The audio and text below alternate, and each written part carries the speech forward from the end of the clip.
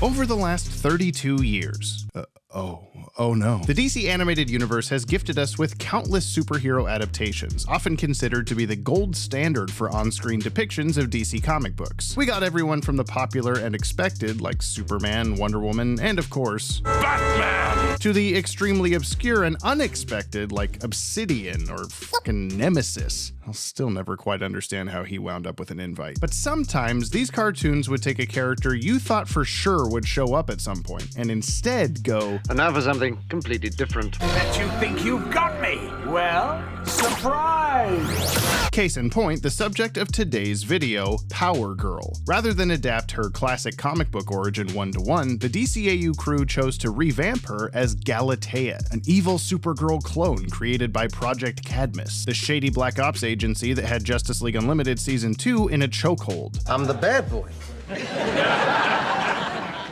Never been the bad boy. She fought Supergirl a couple times, she seemingly died by electric shock, and that was that.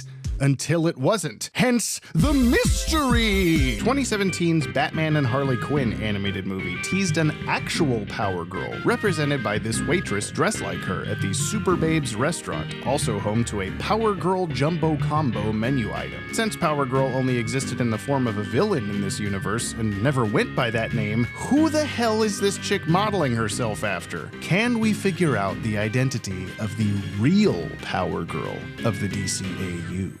Have you ever been starving because you've been running faster than the speed of sound all day, but when you go to open your fridge, your options are less than shui? I know I have. That's why I'm very excited to tell you about today's sponsor, Factor. Factor is a fantastic way of making sure you've got the nutrition and energy you need to handle life's biggest hurdles. Not all of us can run completely around the planet in less than a second while also stopping for a snack in Kaznia, so Factor, with the help of their gourmet chefs, delivers fresh, never frozen, dietitian-approved meals right to your doorstep. As a full-time dad, husband, and content creator, I'm bringing home takeout more often than my aging millennial body can likely handle, but Factor can help me keep my nutrition on track and keep my money in my wallet, so I can spend it on toys. I'm also saving time by not creating a bunch of dishes. Time I can use to make more unnecessarily in-depth videos about shows that ended before we were really sure about that whole Mayan calendar thing. Factor meals are ready in as little as 2 minutes and offer a variety of dietary options, including keto, calorie smart, vegan, vegetarian, and more. If you're a human and you eat food, there are meals for you from Factor. Don't waste money on the takeout trap and spend more time doing what you love with Factor's flexible meal plans ranging from 4 to 18 meals per week. Look, if you're buying takeout that many times a week, no judgment here, but maybe give Factor a try. Between it being delivered to your door, the consistently quality food, and it just being flat out cheaper, you might just thank me in the end. Head to factor75.com or click the link below and use code Watchtower50 to get 50% off your first Factor box and 20% off your next month of orders. That's code Watchtower50 at factor75.com to get 50% off your first box plus 20% off your next month of orders. Thank you to Factor for sponsoring this video.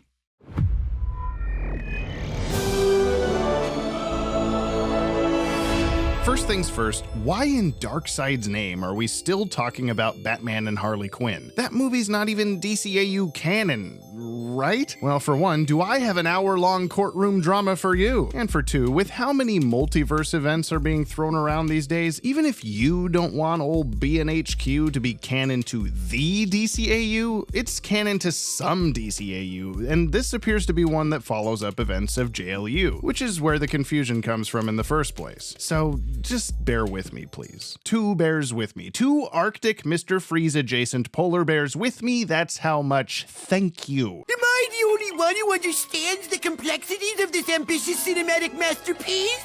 This movie isn't stupid! You're stupid! What might the Power Girl Jumbo Combo at Super Babes mean if we're playing devil's advocate? It could be that the menu item isn't even named after any character, it's just some generic super-sounding name for a food at the super-themed restaurant. A superfood even? Is the Power Girl Jumbo Combo salmon with sweet potatoes? A power meal for power girls? No. Every other menu item, to our knowledge, is named after an existing person. One black canary leg and thigh with coleslaw? Same with the waitress dressed like her. Every single other waitress is modeling someone recognizable we know to exist. And Starfire. This is also the only time we get a hint of Starfire in this universe, but I'm gonna guess there wasn't some overriding off-screen evil Starfire. Maybe that one's named Cilantro. She tastes like soap. Yuck, patooey. The Power Girl waitress notably has a red cape, something Galatea never did, except for this cheeky sight gag where she tosses a red hand towel over her shoulder. But nobody but Amanda Waller was in the room, and I doubt she sent any Snapchats of that. Well, okay, the late for a doctor's appointment background extra was there too, but how's she gonna popularize Cadmus fashion accessories when she can't even make it to a doctor's appointment? Or even, what if the name Power Girl is just what the public refers to Galatea as? Like when Stephen Amell didn't have a superhero name yet and everybody just called him The Hood. Random citizens wouldn't know her name as friggin' Galatea. Friends call me Taya. Oh, sorry. Wait, are we friends? I could be friends. People did witness Taya doing stuff out in the open back in her first appearance, when Supergirl is psychically connected to her and viewing Taya's actions as nightmares. This guy certainly witnessed her right before he witnessed the fucking afterlife. Cadmus goons chased Taya through the busy streets of Metropolis, like right through rush hour traffic. She full-on murders some rando when she blows up their car. Somebody had to hear about that. Hero or menace? So sure, they could have called her Power Girl, but it would be kind of random. They'd be more likely to call her Flying Gymnast Leotard Girl, or just as quickly assume Supergirl got a haircut and implants. It's me. So really, those sorts of cynical viewpoints aside, let's proceed under the assumption that there is truly a Power Girl in the DCAU post-Galatea. Where is she? Who is she? Why is she? The girl. Tell me more. Is it possible that our mystery Power Girl just has the same origin story as she does in the comics? Originally, Power Girl was essentially Supergirl from the parallel reality of Earth 2. Same deal, Superman's cousin Kara also rocketed to Earth from Krypton, only she joined the Justice Society as Power Girl. And now you know my cool f***ing backstory. That is pretty cool. Thank you. So if they wanted Power Girl and Supergirl to coexist in a normal way, there would probably have to be some kind of big universe-hopping crisis something or other just to bring her in, which doesn't seem like a direction the producers wanted to go with the show, at least at the time. That's too zany. This was the big government conspiracy season. The fighting dinosaurs in the center of the earth season would come later. And besides, other than already getting what they wanted out of Galatea alone, the JLU crew had also already introduced an Earth 2, or rather Earth 2.5 as Bruce Timm put it, with the Justice Guild. Most of the Justice Society characters already existed in the League's reality. It would have been 5 too many continuity hoops to jump through just for the sake of bringing in Power Girl for the heck of it. And even past that, Supergirl herself even had a completely original backstory in the DCAU. She wasn't from Krypton, she wasn't Superman's biological cousin, she wasn't rocketed off the planet or even from the same planet. So it's not like the writers would have to give Power Girl her classic comic origin anyway. In fact, I'd say it's more likely they wouldn't. They'd create a brand new backstory for her, which they already did. But the fact still remains. There is a Power Girl out there. So again, Who? What? Where? between all of that homework and the general consensus of most of us hardcore nerds that are still talking about these shows, we're really only left with 3 likely options. The first being, perhaps Galatea didn't actually die here. I mean, she looks super dead though, right? She's pretty burnt out by the experience. Very shocking. New haircut is fire though. But like, she's twitching clearly. She even lets out a barely audible, which is basically cartoon for I'm not dead! While Supergirl did zap the hell out of her, it wasn't like with a big kryptonite laser or a red sun cannon or something crazy sci-fi like that would have unquestionably murdered her. It was a big power cable. Wait, is that why it's Power Girl? That's so mean! It was just electricity, and while that gives Superman a run for his money on a near daily basis, he's always fine afterwards. I needed to know for sure, so I did what any rational person who's conducted separate interviews with the director, story author, and writer of Galatea's debut episode over the years would do. I forced them all into the same Zoom call so I could ask them. Obviously, this is not going to be like a tell me what's the canon answer to this or whatever, but just in your opinions, I suppose. If you have opinions. Kate, look, Galatea was shocked with the full might of the entire Watchtower's power source, a source which runs an enormous space station and its BFG. So if she did survive this, fucking how? Well, you got me.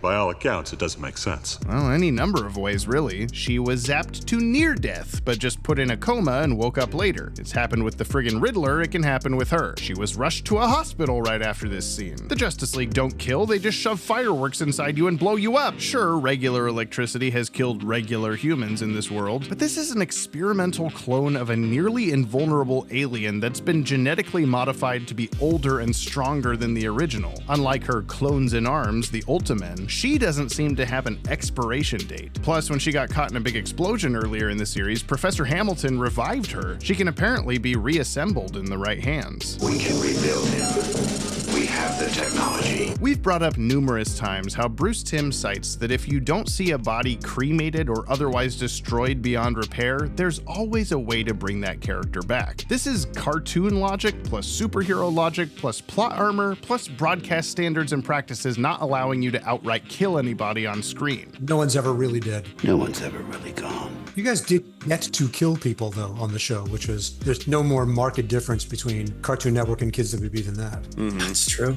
That's absolutely true. Okay, so she is dead. Thanks, Bob. Thanks for answering the question. According to series director Dan Reba, it's ambiguous on purpose. I don't think she came back, so I guess she died. We probably couldn't kill her network and all, but we probably didn't want to in case we wanted to bring her back. So if you want her to be dead, she is. If you want her to survive, she did. The choices are yours and yours alone. Perfect, thanks. Very helpful, Dan. Just kidding, I love you. So say she did indeed survive. Why become a superhero? Why become Power Girl? I'm the good boy again. If we're kind of writing fan fiction to sort this out, then imagine, if you will, a world where Supergirl's evil clone grows a conscience. Maybe the whole Cadmus experience gave her a new perspective on life. Taking orders from shady mad scientists all the time, programmed for vengeance, and never asking to be created, there's a number of ways you could write it. But think about this, too. Were Galatea to wake up from whatever medical trauma following her Pikachu Thundershock, she may very well be waking up to a world without Supergirl. Supergirl's final appearance in the DCAU saw her travel to the future of the Legion of Superheroes, where she falls in love with Brainiac 5 and decides to stay in the 3000s. If Galatea woke up in a Supergirl-less environment, she may feel compelled to more or less fill that role.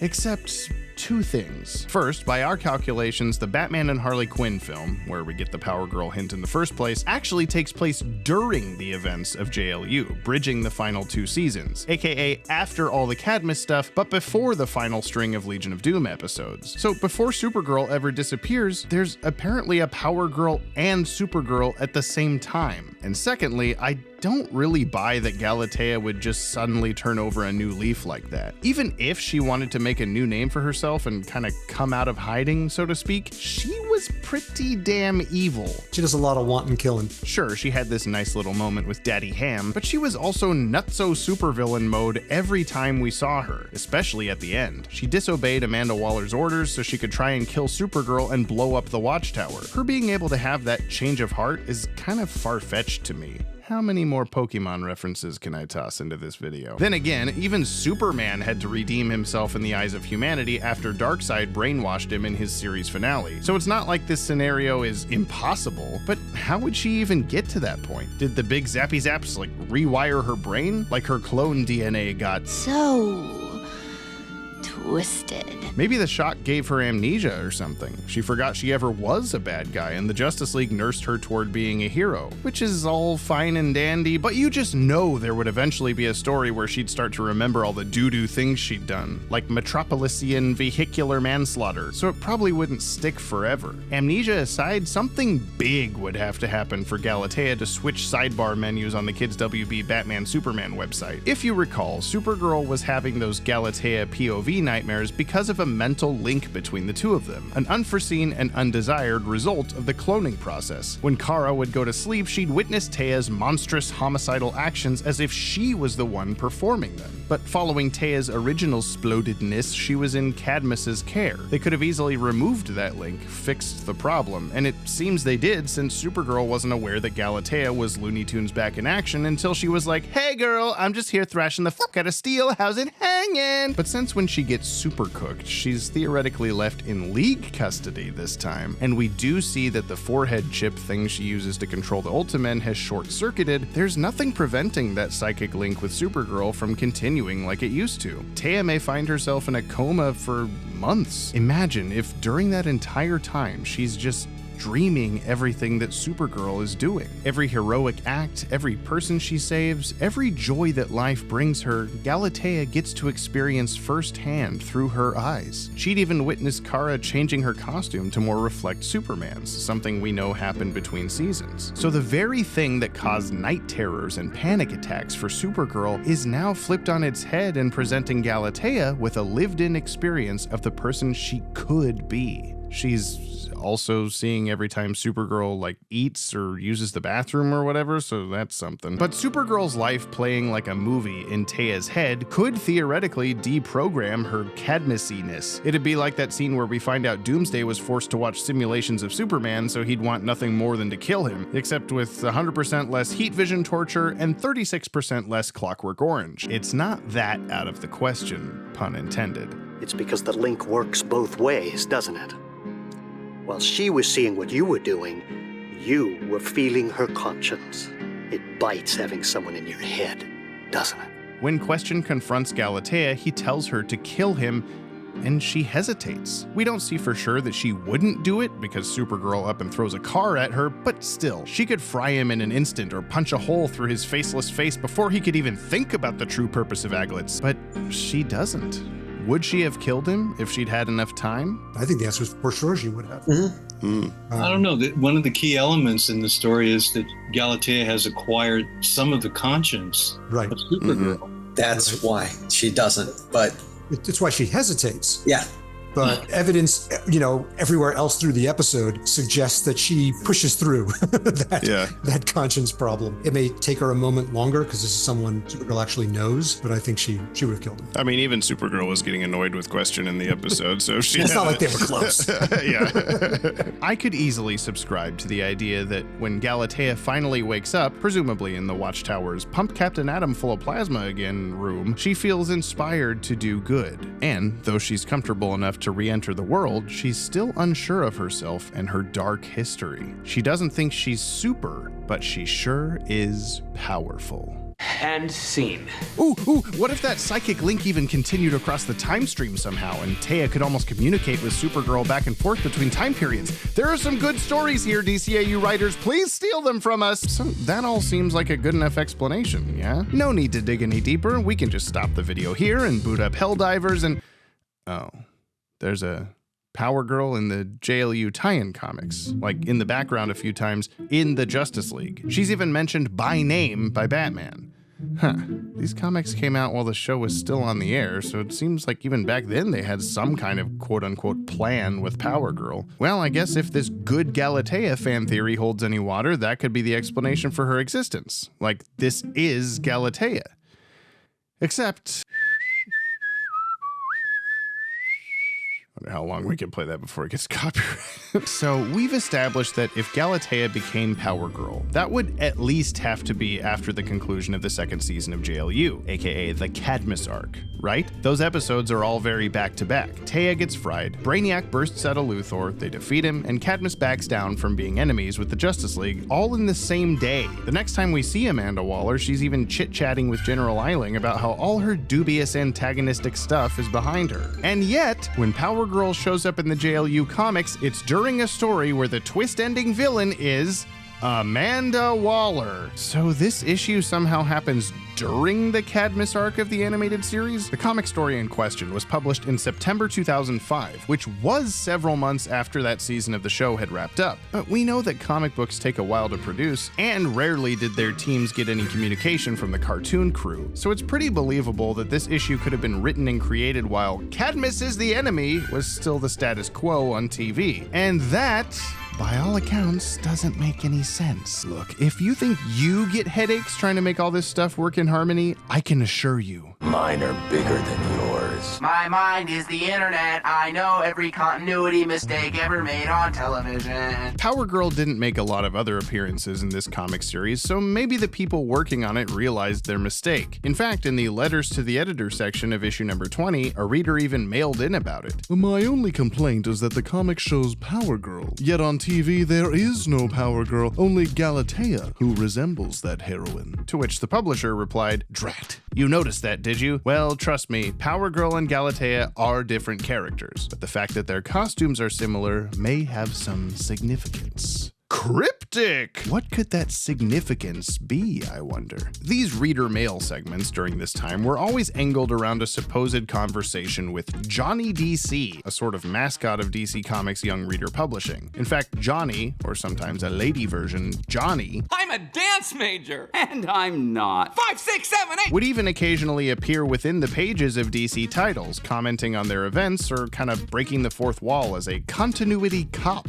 Sounds like my career path is all laid out before me. Prepare yourselves for Jamie DC coming 2027. But even if these columns were presented as being answered by Johnny, there was like a real person behind these answers, right? If I could track that person down, I could ask them what they meant by this Power Girl costume comparison's significance. Maybe the JLU comic was planning to explain the new Power Girl after all. It makes sense to me that Johnny was perhaps the editor of each particular issue. This issue's editor was Michael Wright. He tells me, "I'm not sure about those. I usually signed mine, your pal in the Batcave." Johnny DC might have been Tom Palmer Jr. or Mike McAvaney. Okay, a couple of leads, not bad. Mike? I didn't write these and I can't say for certain who did. It's possible Michael Wright handled this. He didn't. Tom? Hi James. Sorry, I didn't have anything to do with the Johnny DC pages in those books. I'm not exactly sure who handled those. Okay. Is this going to be another one of those Lucho situations? Am I going to have to go on a half-hour Private Eye-style true crime documentary adventure to find whoever Johnny DC is? I don't have time for that. Now that I'm thinking more about it, maybe Joan Hilty would know? She handled a lot more of the kids' books than me. Oh, okay. Joan Hilty, writer. Here's her website. Good. Looks a little outdated. Like that's 2 DC logos ago. But contact. God, I hope this works. Please still check this email address and send. Now we play the waiting game.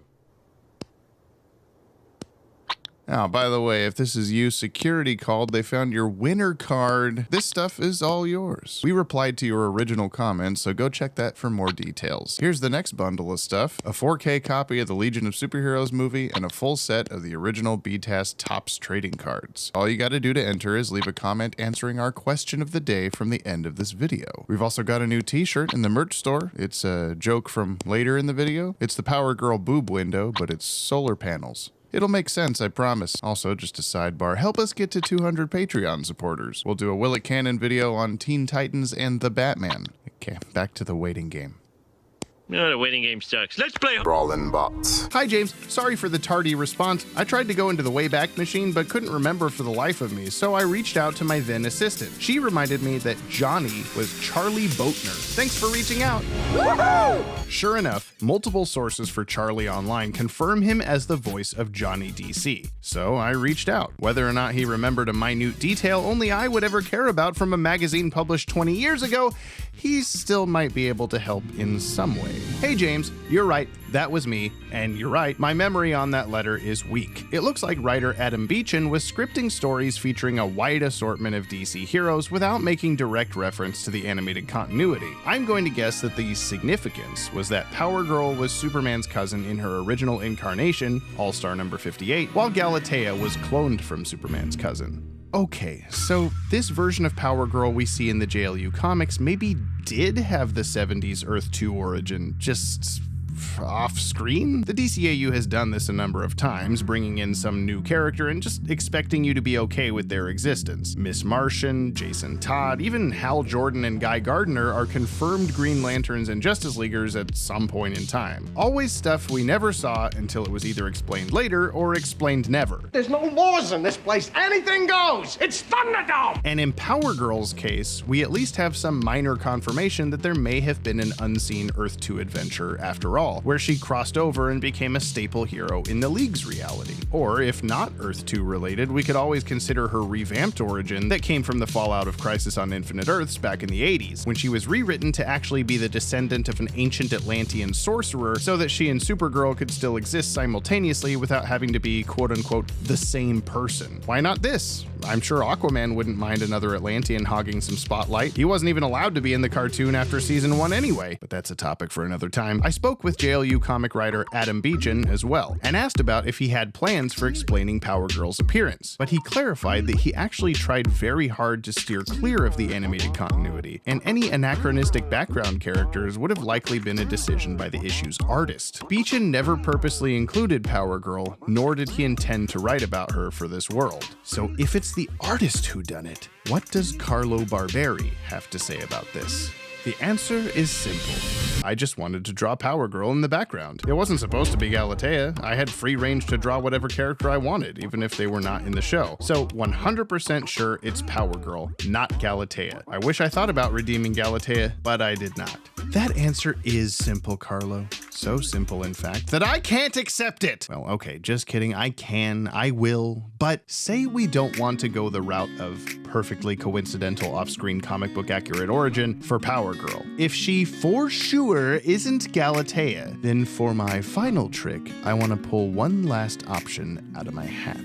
It just so happens that the Justice League Unlimited comics predecessor, Justice League Adventures, just may have sown the seeds for the perfect Power Girl DCAU origin story. JL Adventures number 3 features the League happening upon a stranded spaceship filled with thousands of stasis tubes that contain bodies, only 4 of which have actually survived, freedom fighters from the planet Daxam. While it's unexplained in the actual issue, Daxam is classically populated by colonists who are descendants of Kryptonians. So when these survivors are brought to Earth, they exhibit similar powers as Superman. The woman of the bunch, Claudette, takes a liking to the Man of Steel and explores her newfound superpowers with excitement and joy, dancing in the sky. Unfortunately, the Daxamites begin enacting their own will on the planet, believing they're doing the world a service while actually being pretty totalitarian. Who would have guessed? It's not like this kind of thing has happened before, but this time it's much less intentionally evil, more of a misconstruing of their own power and place in society. This is perhaps the shortest long story short I've ever done with a DCAU comic, but the point is that eventually the Daxamites come to blows with the Justice League, revealed to have actually been prisoners aboard that ship, and it is Claudette herself who stops the fighting and makes her brethren see the error of their ways. In the end, she and the others are given Watchtower spacesuits so that they may return to Daxam and make things right.